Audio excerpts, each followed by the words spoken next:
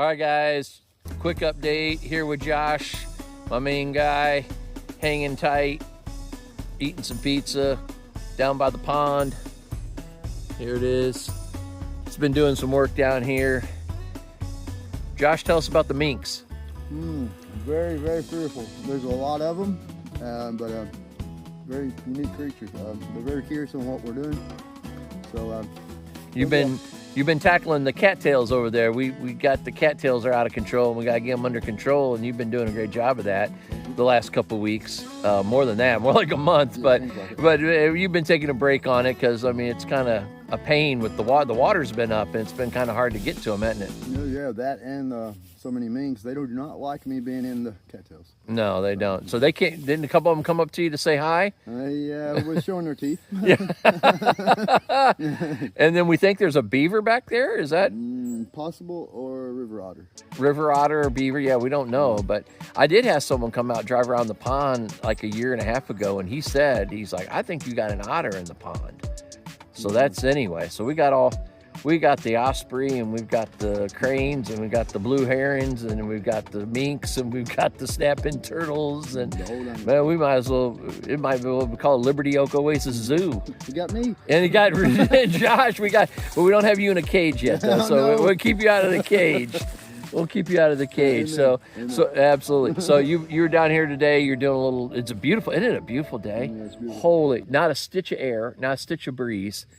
It's not cold. It's not hot. It's perfect, isn't it? God is good. Yeah. God is good. It's all the time. And so let's say. So you're chopping up some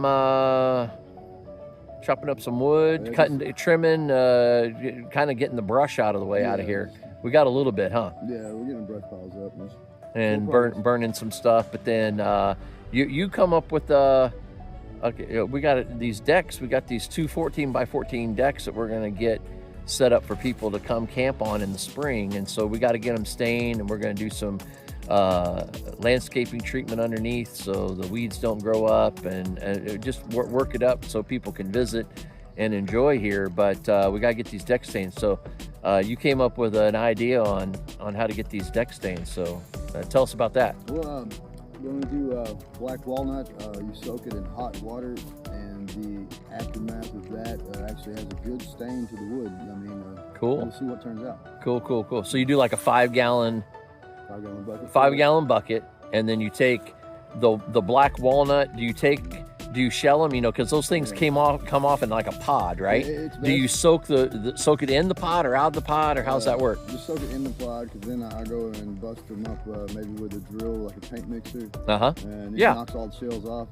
Then you get more of a darker stain. Okay. So is the stain, or not the stain? You put the water is boiling? Do you boil the water? Yes, sir. So you boil the water.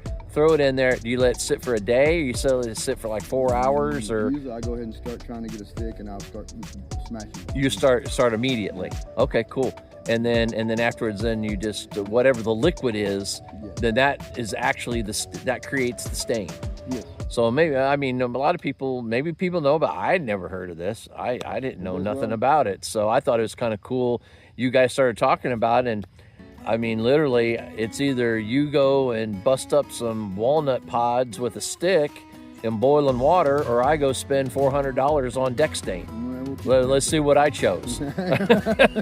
Let's go all day long, right? We'll go all day long with the other, right? So go ahead. I'll take half of it. You take. That's right. Well, yeah. Well, I brought you pizza. Amen. No. We'll get you. You know it. Yeah. Hell, yeah. Blink twice if they need to come get you. All right, brother. Well, listen. I appreciate the update. I'll go over and shoot some video of what's going on with the cattails over there, and then a few other things. But yeah, we're just chipping away, aren't we? We got 30 acres, so we got about 30 years worth of work on the property here till we get it the way we want it, because it grew up what, like last 50 years, wouldn't you say? I mean, But that don't matter. That gives us plenty of things to do, and we'll be happy to get it done. So anyway, we're excited for you guys to come out and visit Liberty Oak Oasis in the future. And nothing that says you can't come out now, but we're just going to keep improving it going forward. And with Josh on the property here helping me, it's a big blessing. And he's got all kinds of great suggestions. So he and his, we're calling her the environmental consultant, right? Justine. We got to give a shout out to Justine because she's made a lot of great suggestions too. So we know she's going to be watching this. So we got to make sure she doesn't get mad at us for not saying something, because she's come out and she's done a lot of hard work too. She's found salamanders, and she knows about all kinds of, what was that one thing she called the other night? Pine weasel, I don't know what it was called. It don't matter. I'll put it in the comments below when she tells me, because I can't remember what she said it was, but she says there's something else out here running around that's maybe unique. So Liberty Oak Oasis, it's just not a destination, it's a wildlife refuge. So we will check you out next time. Appreciate it. Talk to you later.